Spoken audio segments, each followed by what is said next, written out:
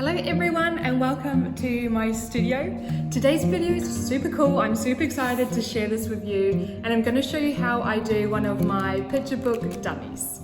So let me tell you why dummies are super important first. If you're an author and illustrator, the dummies can really help you show to agencies or publishers what your story is going to be like and your illustration style. They don't have to always be finished illustrations. It's a super easy way to show to publishers and agents the story you want to present and how you will illustrate it and what's it going to look like in the future. Let's just go into it. I'm going to show you step by step how I make this picture book dummy. Alright, let's dive into this picture book dummy. Like I said in the intro, picture book dummies are great if you need to send them out to agencies or publishers. It's also great if you're an author or an illustrator to see how the pacing of your story goes. And if you need to edit something, maybe you need to move text around, maybe the illustrations, you need to edit them as well. So this is a great stage and step to do before the final picture book. Now, you've just seen that this picture book dummy of mine is full color. And let me just say that that isn't necessary, especially if it's just for you for the first stages. You can make it just pencil, for example. I did full color because I was experimenting with the style a little bit and I was just having so much fun that I went full color with this one. None of these are actually final illustrations though. So if you do want to do a picture book dummy to send to a publisher or an agent, make sure that you have the cover, which is a final illustration, and maybe one or two interior illustrations that are completely fully done, so that the publisher will have a better understanding of your illustration style and the rest can be just in black and white. But otherwise, in this case, it's just for me still really rough, and it's basically for you to edit and develop your picture book to make better, and in my case, have lots and lots of fun. So let me show you how I did this. First of all, we need to start with the text, obviously. So this is my text of This is Charlie. I wrote this story myself. I've actually got here 4 edits of the story. I use Notion to keep my stories updated and edited because I like to see my previous edits sometimes as well, because sometimes I like to go back. But yeah, just have the story written down.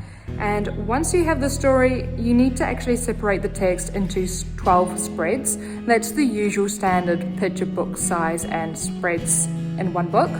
I know there's lots of different variables, but I'm just telling you the standard. You can actually play and get more 14 or as many as you want if the publisher wants, but I'm just going to go with the standard. So I need to separate this text into 12 spreads. And an easy way for me to do this is by using this thumbnail spread. So what I have here is the 12 spreads, the end papers, copyright page, title page, and stuck down and end papers at the end. But the ones in the middle give me 12 spreads to actually play with, and these 12 spreads are where I'm going to add all the text and the illustrations of the story.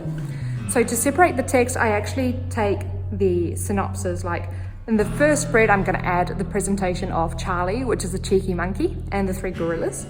And then you can separate the text with just keywords to know how you want the story to be separated in the picture book. That way you can make sure that the pacing is ideal and you can actually see where you're going to have the all is lost moment. And I think it's just a really easy and comfortable way to separate your text. If you like things like this, I'm just going to sneakily tell you that I'm preparing a Patreon where I show you guys step by step how I do all these kind of things and how I do thumbnails as well, which would be the next step in this case. So keep an eye out for when I launch the Patreon. If you're watching this after 2024, it's probably already launched, but I'm super excited to be sharing Patreon videos with you guys. In the Patreon, I also share how I do all the thumbnails. It's going to be super exciting. If you're into picture books, please keep an eye out because I think you're going to have lots of fun, and we're going to have lots of live sessions as well with lots of creativity going on, and I'm super excited. Anyway, let's go into the thumbnails. So after separating this text, I do the thumbnails. Thumbnails are basically the same as that, but a bit larger and with the illustrations. I'm sorry that I didn't find the thumbnails for this precise picture book dummy, but I'm going to show you thumbnails I do for other picture books so you can get a bit of an idea.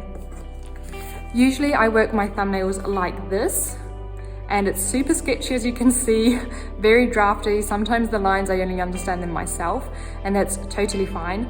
And usually I would have the 12 of these together and I could see the flow of the story.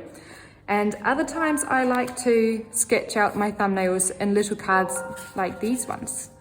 And that's because I like to play around with them, not only to like change the order, but to see if the flow is good enough, and maybe I want to take one out and put a different one instead. All of this I've got a Patreon video, like I said, explaining, so that would be really fun. So after the thumbnails, I will go into the character designs. I'm trying to be speedy here because there's just so much information to add. Character designs.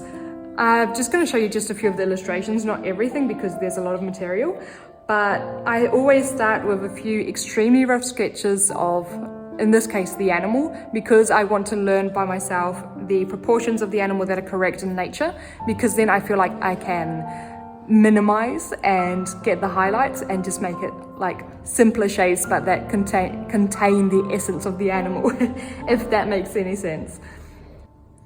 So after doing some sketches where I learned the anatomy of, in this case, the gorillas, I will start playing a little bit with the colors. This one is actually with the Caran d'Ache Neo colors. Neo colors again, I'm just playing with different tones. Different positions. This one's I felt like, what if the gorillas were standing on two legs, a bit more like human type like gorillas instead of like the four, which is how you usually find them in nature. But I really didn't like this for my picture book. I then felt like I needed to learn a bit more of the anatomy, so I did more loose sketches. These ones actually are with the left hand, it says in the sketchbook, so I probably did them like 30 seconds with the left hand just to understand their body shape a bit more. And from this, I went directly into the acrylic paints. None of them have faces, as you can see, but that's okay because I'll finish the illustrations digitally and I'll be adding the faces. But right now I was also concentrating on the body shape, like the super big arms with the darker tones, the head that had that shape. I was also playing with different shapes of the faces of the gorillas because I thought that was really fun. And then I tried the monkey of the same style, this one with the neo colors, but I think this one here is with the acrylics again. I'm also again playing with the different shapes and faces and trying to make it as simplistic as I can because that's more in tune with my style. And that's another thing. I have other sketches in other sketchbooks, but that's enough for showing you the process of how I make a picture book dummy. And after that, I make a lot of illustrations. So I started painting different cheeky monkeys, which is Charlie, the protagonist of the story, in different postures and different ways. All of these are done with acrylic paints, and I've also done the same with the gorillas.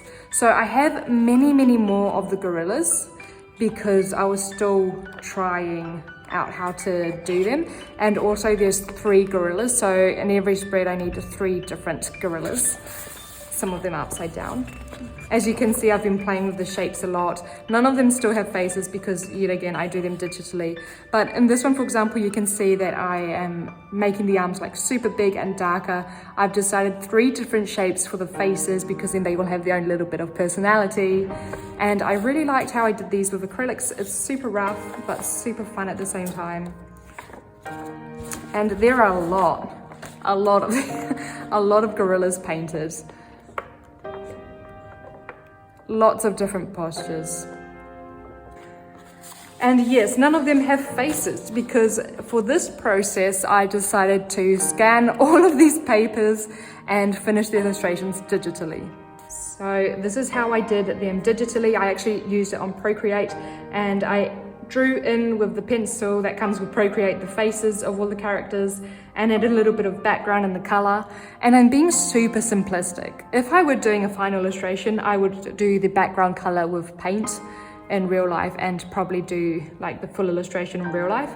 But for the sake of a picture book dummy, it doesn't need to be perfect. And I was actually just playing and wanted to see more the first result so I could edit it rather than getting a perfect first result, which it's very difficult to get a picture book perfect in the first try. So this is actually turning into the first spread of our picture book dummy. So after doing all of these illustrations digitally and scanning them and flipping and playing with the colors, I just printed them out and stuck them all together to create the picture book dummy. And there you have it. That's the process I do to do the picture book dummy. After this, I would usually go back, edit what needs to be edited, fix the text, fix the illustrations, change a few things around. And I'm a kind of person, I absolutely love dummies. I somehow feel like the story comes to life once you see the text and the illustration together. It feels much more real and more like a final product, even though it's not. So I really love doing this process. It really helps me visualize the final result and product. But yes, this is the first one I'm doing for the story, picture book dummy number 1. It doesn't even have a cover.